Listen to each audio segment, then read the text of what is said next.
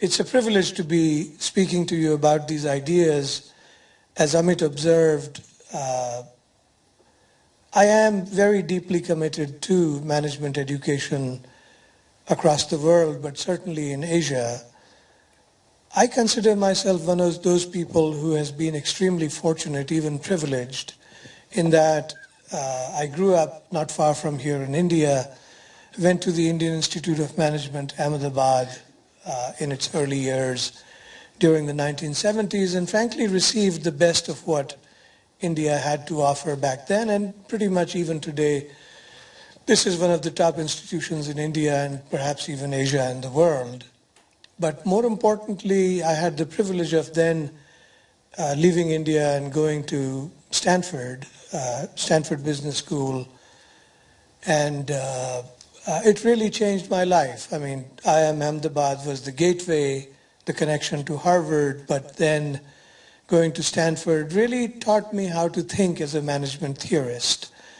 I hope you will not be at all surprised by the very strong imprint of Stanford Business School, and in particular one person who will be a pillar of what I'm talking about, and that was my mentor, James March. I will tell you, one of the great privileges of my career of the last 40 years or so in management education and management theory has been that I have got to meet some of the best people across all parts of the world. James March probably sets the benchmark for how good you can possibly get. I mean, people like him come around once in 100 years or so. You saw my little write-up that Amit asked me to do, and I did it on the fly. I have prepared some more elaborate ideas since then. I sent it to Jim March. He's now 87 or 88 years old, retired and living behind Stanford campus in California. And he read this and he says, those are very interesting ideas, and he was very pleased that we are meeting here. So indirectly I bring greetings from one of the founders of the discipline of management. And he also said, I want to start with this, that the real danger, not only in Asia but across the world, is that we might lose the notion of the research-focused business school. And you will see the importance of it as I get into my narrative a little deeper. But he sends greetings, and he was, if you notice in everything that I say, my love for this great, great man, it is because not only am I deeply influenced by his ideas and by that tradition in the lineage of Herbert Simon, Richard Sire, James March. Those are the people I'm descended from intellectually. But there's my great love for him as a very wise and wonderful human being, and one of the best people I've met professionally during my career. Let me jump into the narrative that I have for you. I'm going to tell you, this is not a research-based address. This is partly anchored in history. This is partly anchored in facts.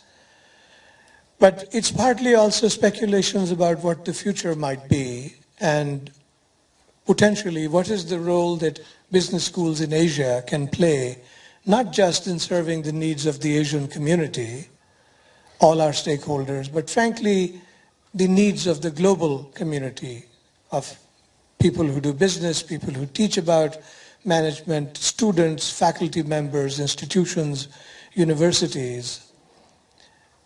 Many parts of what I say you might challenge.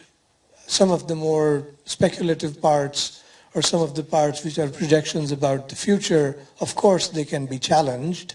I cannot prove that to you. Where I'm coming from is these are ideas I deeply believe in, and based upon my knowledge as a management theorist, as a organization theorist, as someone who has been involved in the founding of business schools in Singapore, in India, now I'm playing a role in Hong Kong. I have been fairly deeply involved with Asia over the last 30 years or so, even though I was based in North America until 6 months ago. Part of it is speculative, but it is rooted in my own lived experience. And I would just say to you, of course, there's about 15 minutes for Q&A. I'll speak about 25, 30, maybe 35 minutes, and signal me the time, Amit, please. But the perspective I'm bringing really is that of a management theorist.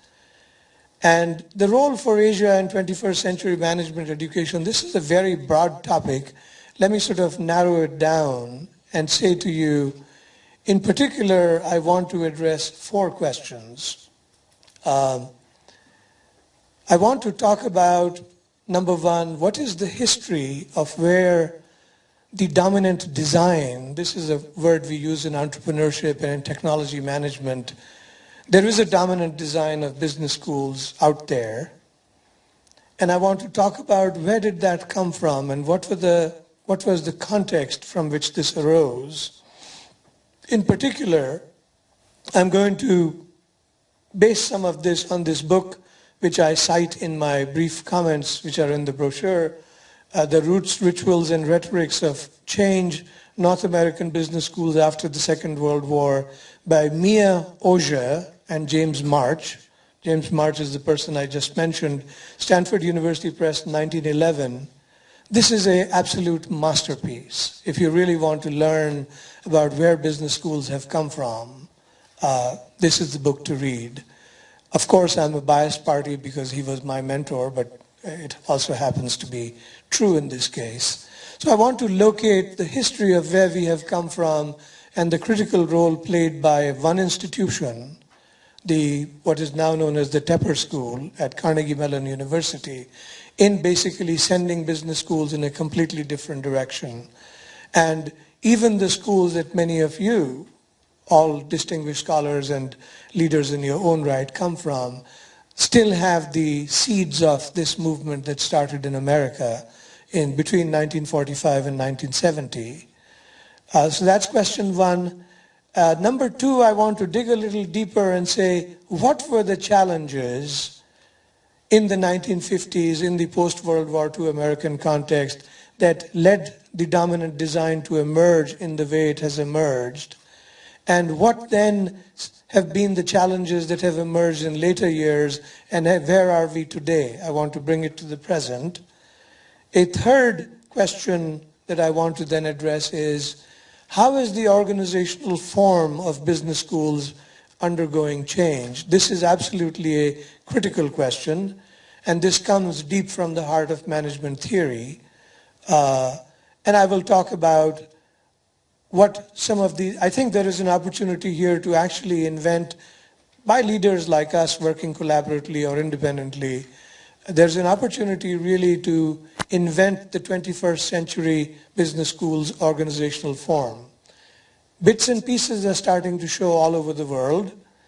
I believe Asian schools have a very important role to play, and I will tell you the theoretical reasons why the potential exists for some, if not the whole organizational form, to be actually invented here in Asia. And by the way, Jim March agrees with me on this. And then finally, I want to end with the 4th question, which is, what in my view are some of the directions that Asian business schools might take as we pursue this creation of the 21st century business school, and pieces of it right here in Asia. I'll try to be quick, but there's lots of ideas. This is one of the problems with being a management theorist. You have lots of ideas about questions like this, and I'll try to keep it brief. So let me start with the first question. Where has this dominant design come from, and what is the dominant design? I'm a career faculty member. I feel uncomfortable sitting down, so I'll stand and talk to you. There is a dominant design. I would suggest to you this dominant design is actually what I would call, just let's give it a brief phrase to identify it. This is the research-focused North American, certainly American, perhaps North American. Most of the Canadian schools are fairly similar. I did spend several years at University of Toronto at what is now the Rotman School of Management. This is the dominant design. There are lots of variations across the world, but this is the design that has actually moved across the world. This is an innovation, if you will, of organizational form that has actually traveled really well. But it's very important to recap the history. If you go back to 1910, I'm a lifelong student of history. If you go back to 1910, believe it or not, the story starts not in business schools, but actually in medical schools in America. And these detailed historical narratives are in the Stanford University Press book that I waved at you. Basically what happens is there are hundreds and hundreds of medical schools. There are major sort of challenges, major advances that are coming about in modern medicine. Remember, this is before the age of antibiotics. This is even before we have the germ theory of disease already in place, but we don't have all kinds of no antibiotics in place. That happens after World War I. So even medicine actually is fairly rudimentary, usually practiced in what we now know as the logic of plausibility as opposed to the logic of evidence. There are hundreds of medical schools, and basically Ford Foundation, in fact, Ford goes on to play a very critical role, commissions something called the Flexner Report.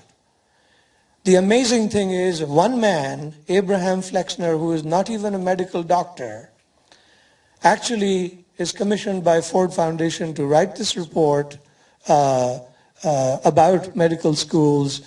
And basically medical schools are a complete mess. There's all kinds of strange things going on. Of course, really famous medical schools that we would know and recognize today as some of the best in the world, whether it be my old university till 6 months ago, University of Pennsylvania's medical school, whether it be Harvard Medical School, they're all already established.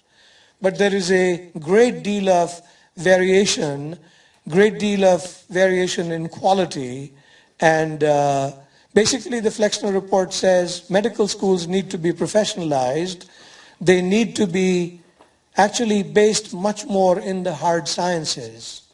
And there is enormous criticism. What does this idiot know about medical schools? Who is he to tell us whether medical schools should go in this direction or that direction?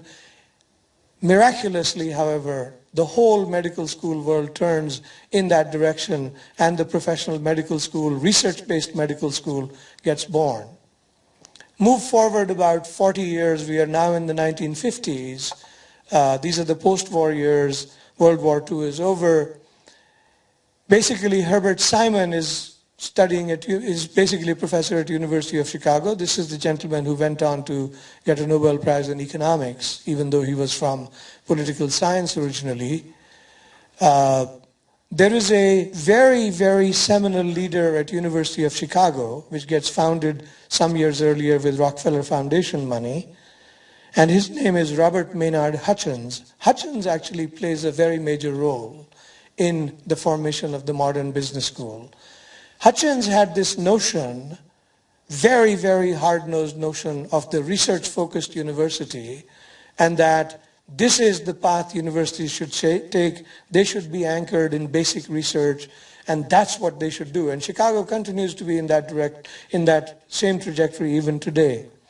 Herbert Simon got very deeply influenced by these ideas, and some years later, in the early 1950s, he moves from Chicago to Carnegie Mellon University to what was then called GSIA. The university used to be called Carnegie Tech in the old days. In 1954 or 55, in the old days, senior leaders used to travel to other universities to interview candidates. There weren't job interviews like we see them today. He travels to Yale University, where my mentor had just finished his PhD in political science, hires James March on the spot, and James March moves in, I think, 1955 to Carnegie Tech, which later becomes Carnegie Mellon University. At about the same time, echoes of the Flexner Report start to redound in the business school settings. Business schools basically at the time are glorified trade schools. They don't get much respect in academia. They sort of tolerated. Of course, some of the famous business schools of today are already in place. Wharton has already been founded in 1883, I believe the oldest business school, certainly in America, perhaps the world. Harvard Business School gets created, I think, 1909, 1910, somewhere there. 1908, somewhere there, thank you. And this was J.P. Morgan got a group of people together and said, you know, we need to professionalize management education. Basically, these schools are there, but they're trade schools. And comes the role following echoes of the Flexner report for medical schools. The Ford Foundation again commissions a report, which turns out to be a critical turning point for business schools. And basically, the experiments start to get tried out at what is now called the Tepper School of Management. But its heyday really was in the 1950s and 1960s. And some of the great leaders, in fact, are people like Herbert Simon, Richard Syre, who eventually goes on to become president of Carnegie Mellon University, James March. Many of you, how many of you have heard of a book called March and Simon's Organizations, 1958? This is one of the very good, you're very well-read people. I wish more had heard about it. This is one of the foundation texts of management theory. James March was 28 years old when they wrote this book.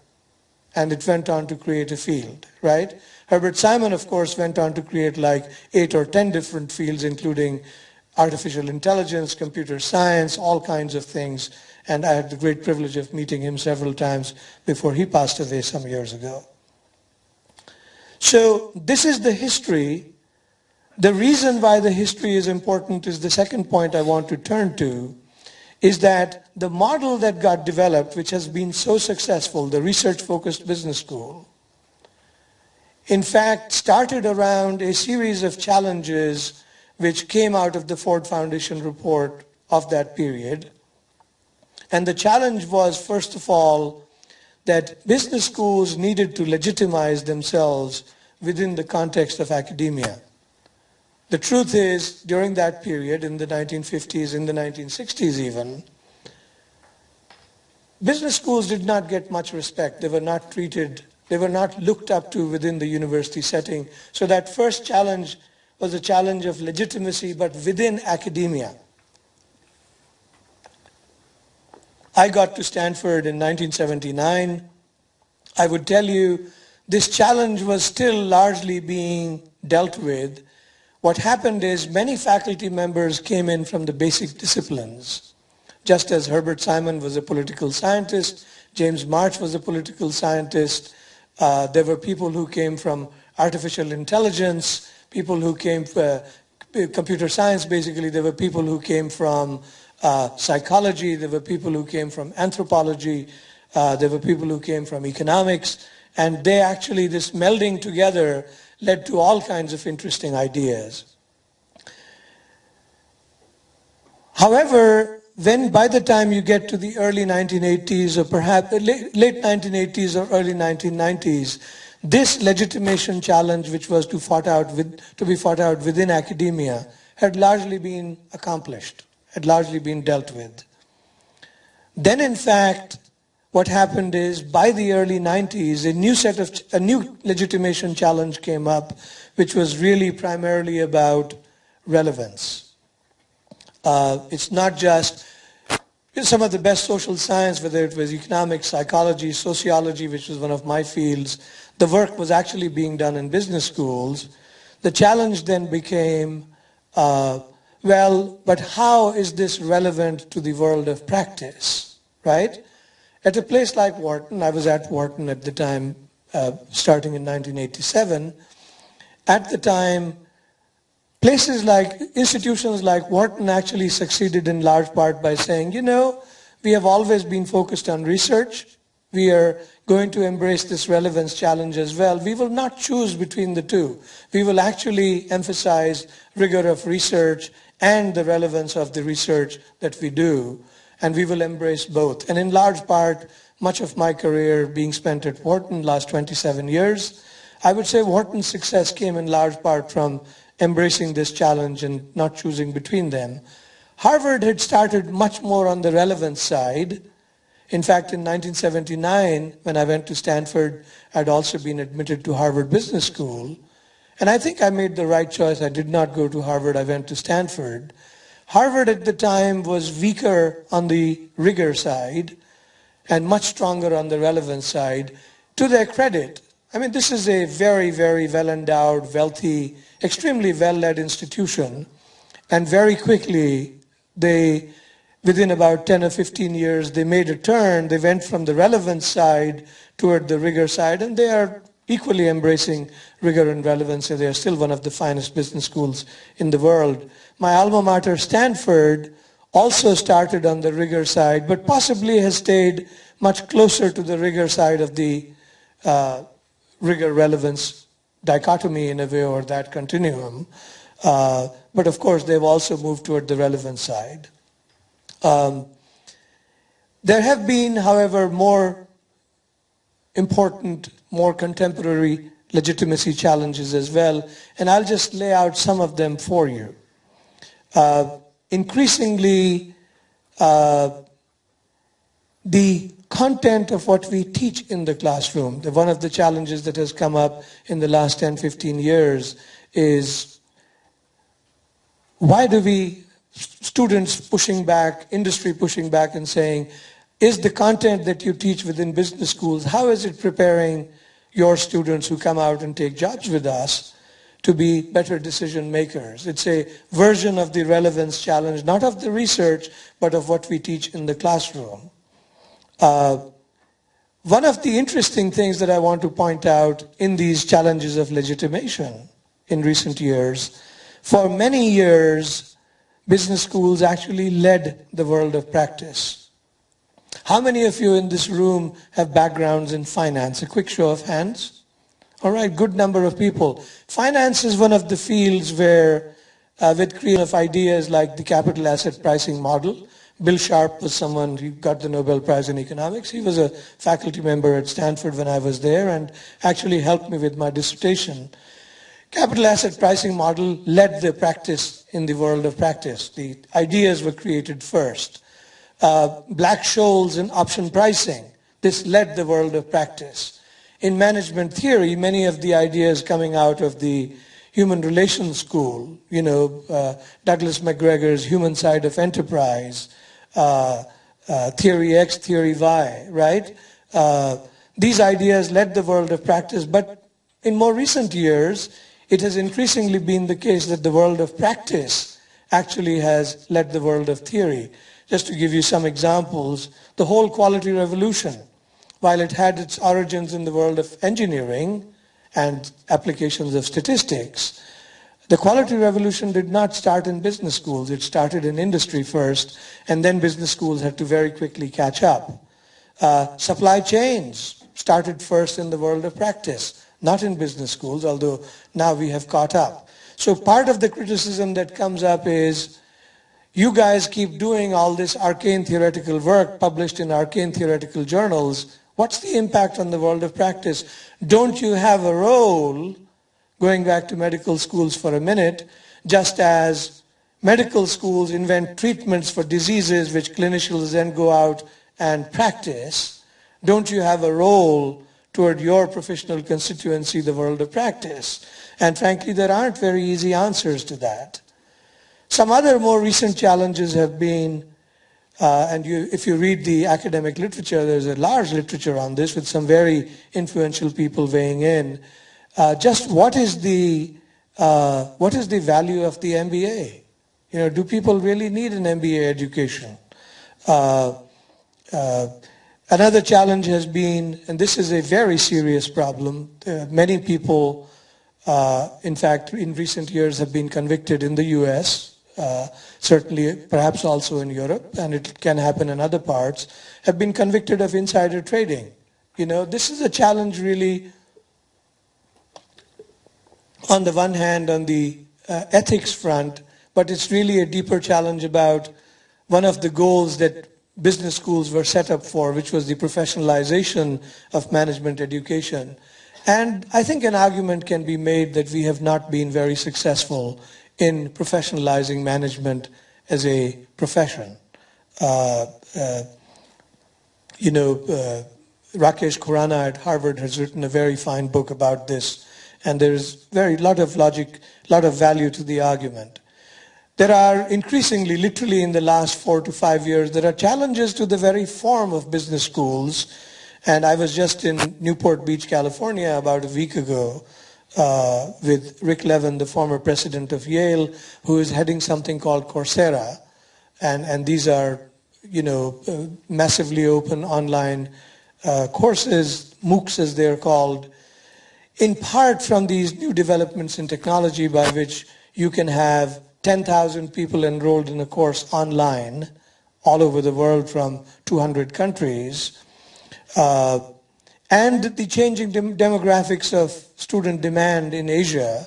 For instance, one of my big surprises when I moved to Hong Kong was that there isn't, of course, we have a very fine MBA program, one of the highest ranked in the whole world, certainly in Asia, but there's much more demand now for MSc degrees. One of my great surprises was that HKUST, of course, has the usual portfolio of undergraduate, EMBA, MBA, all the degrees and PhDs, but we have 8 different MSc degrees, which are very, very successful.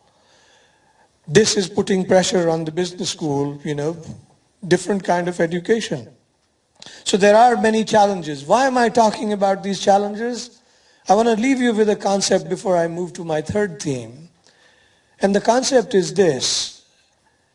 What we talk about when business schools compete with each other in the open marketplace for faculty, for endowment funds, for students, for attention, for brand leadership, that is very broadly in the realm of what you would call competitive selection or competitive dynamics.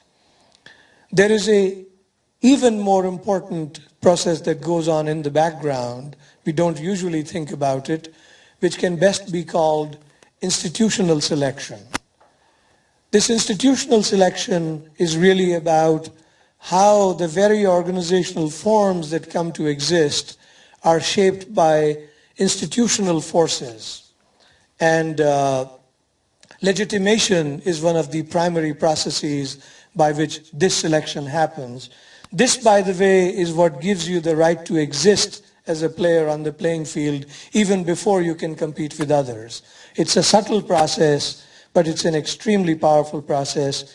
And as I turn next to the organizational forms of business schools and how they're undergoing change, it's some of these institutional forces that are playing a role. First of all, a very brief word on what are organizational forms.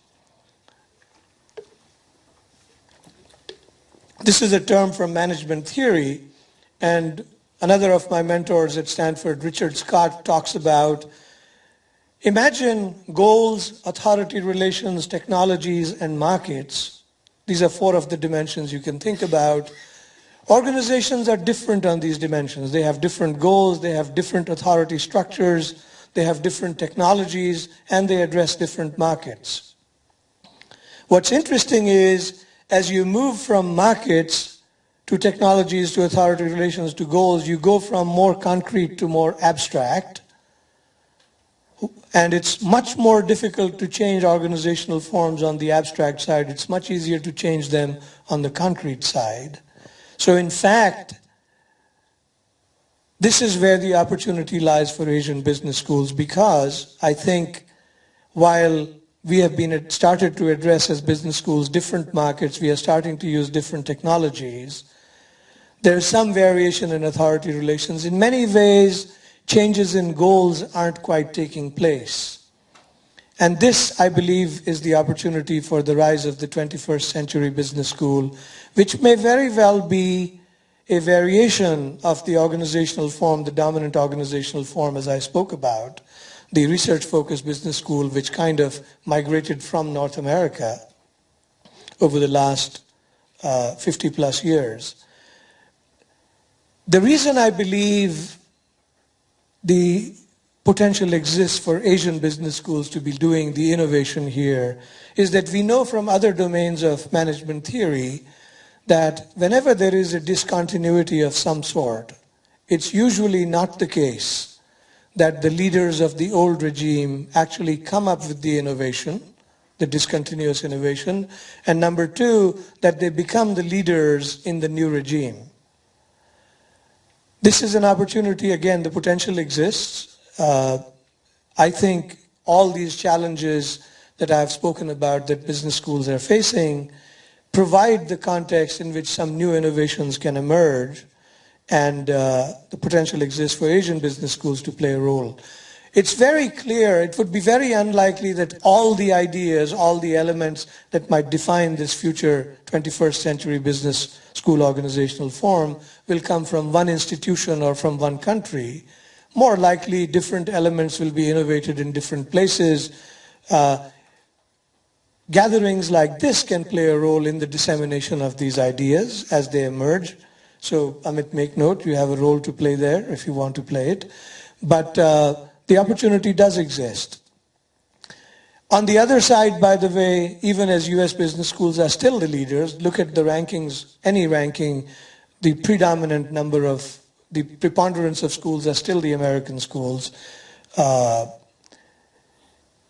It's also the case that the US market is actually not growing anymore. It's in the aggregate, it's probably a declining market.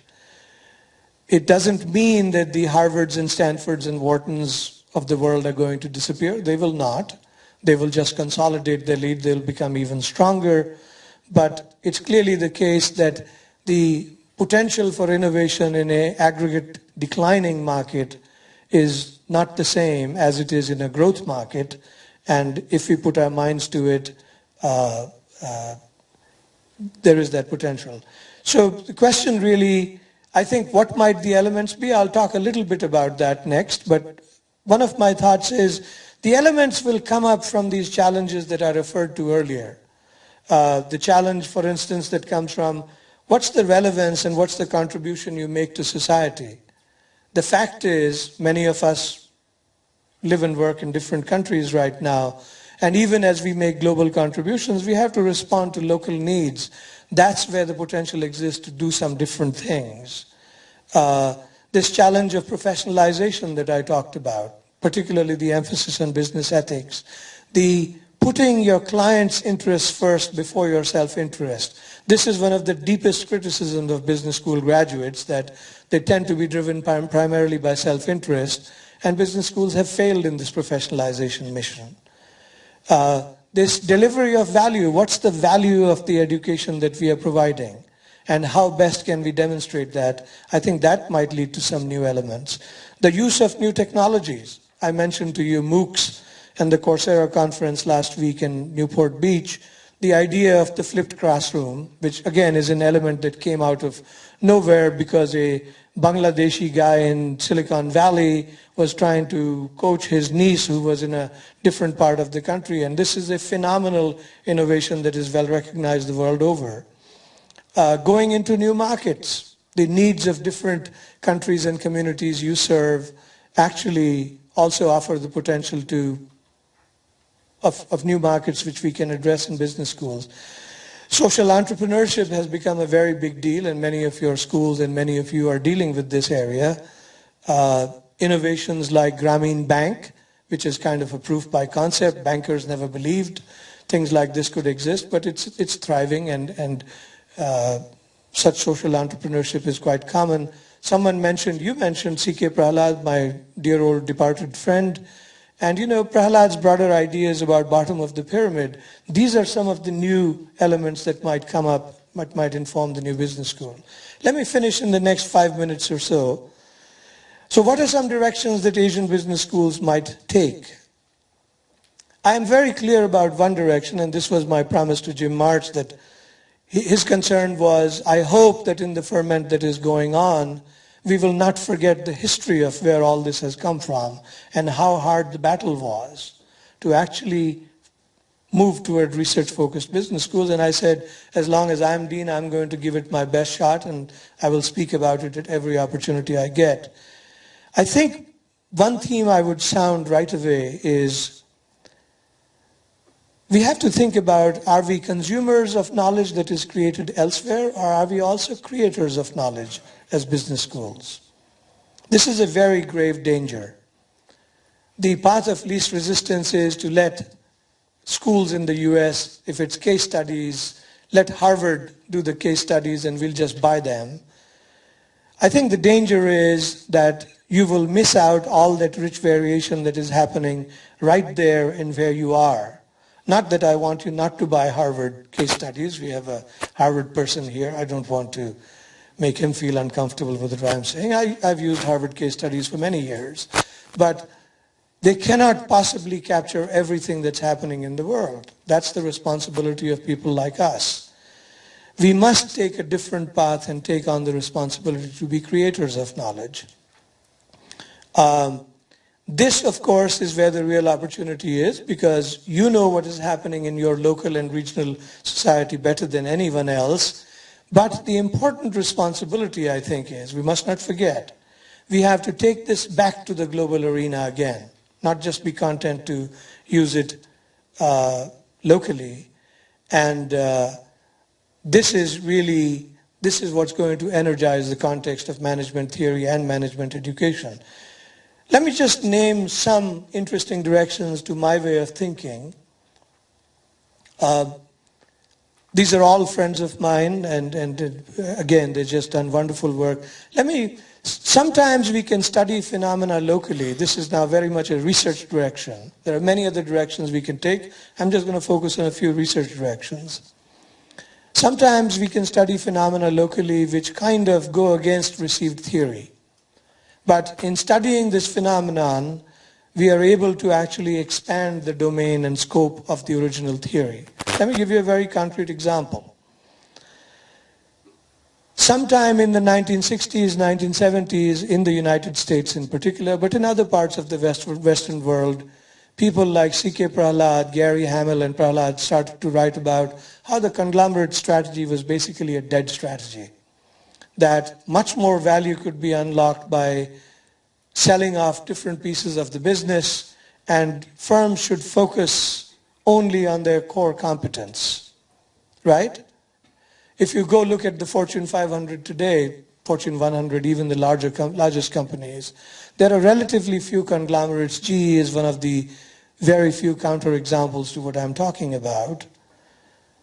It turned out this idea was very influential. It got put into practice, came from the sort of practitioner consulting kind of world through the influence of people like Prahalad. However, if you looked around in Southeast Asia or in Latin America, everywhere you saw conglomerate strategies or versions of conglomerate strategies. So why was this going on? They decided to study this, not to just accept the idea that conglomerate strategy is a bad idea and you shouldn't pursue it. And in fact, this work by Tarun Khanna and Krishna Palepu, I'm delighted, Tarun, who's a dear friend, he's speaking later today. They're from Harvard Business School.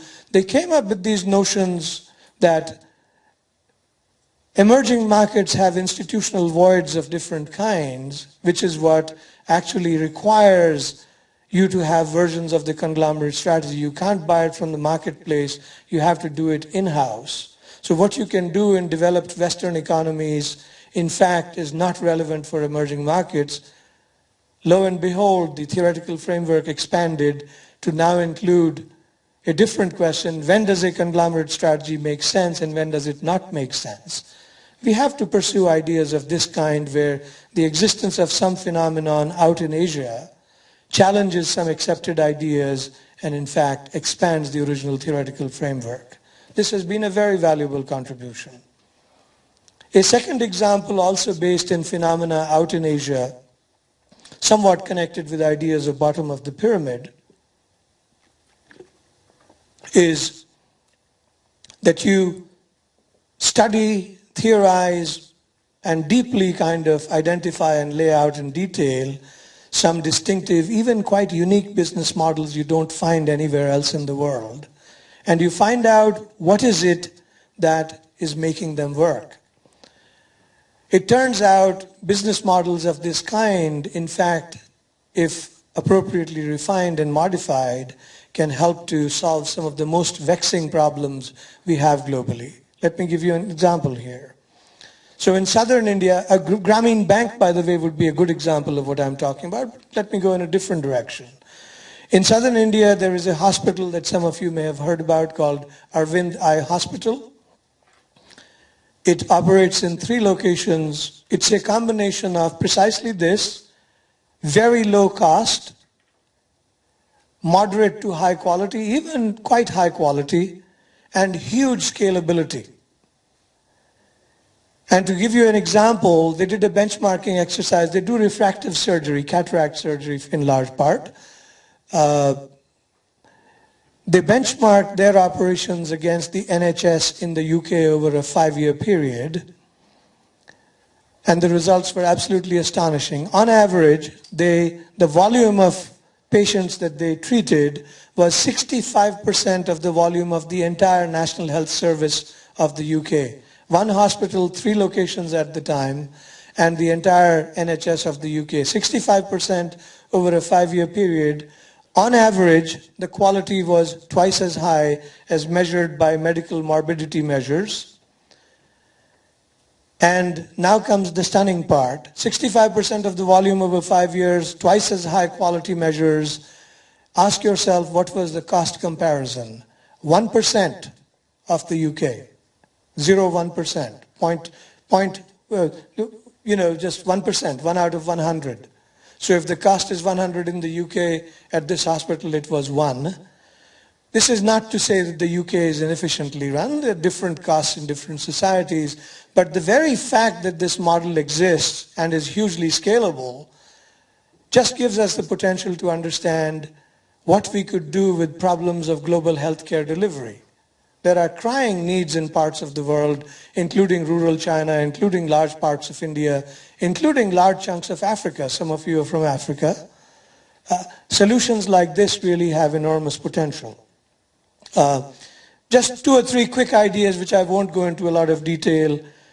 We should study, as a third example, distinctive leadership of managerial practices in different contexts. I'm delighted to hear Tarun's speech seems to be about exactly what I'm mentioning here. We must study context more deeply, and I myself have made a modest contribution to this with a Harvard Business Press book. This is a plug for Harvard Business Press in 2010 called The India Way that some of us wrote some years ago. The idea is that one size does not fit all. Yes, there are management theories and there are principles of leadership, but the adaptation to the context is really critical.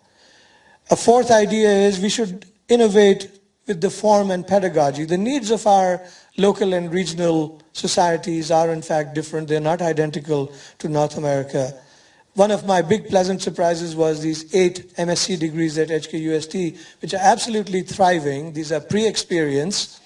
And about the top half of 1% of all the students from mainland China are in fact sitting in Hong Kong studying at HKUST. Finally, I would just close this part of my talk, and maybe we can take a couple of questions. I would just say, some years ago, Jim March was talking about the rise of China and India, and this was actually in 2007, and he was very prescient. It's still completely true. Everything he was saying has largely come true. It's going to be even more true in the future. He says, it's inevitable, where you started amid the rise of China, the rise of India, ASEAN in between. This is going to be the largest excitement, economically speaking, in the world. Already is there pretty much. China is slowing down, India is actually speeding up. This will continue to be the growth engine of the world. And he says, inevitably over the next 20, 30 years, some of these new ideas will come out of this region. They must. The world needs them. He just made a plea of sorts, which is, America is doing fine, will continue to do fine in our lifetimes. He said, when that time comes, don't forget where all these ideas came from and how generous the US was in sharing these ideas with the world. Make sure you're equally generous in sharing them back with the West when the time comes. Thank you very much.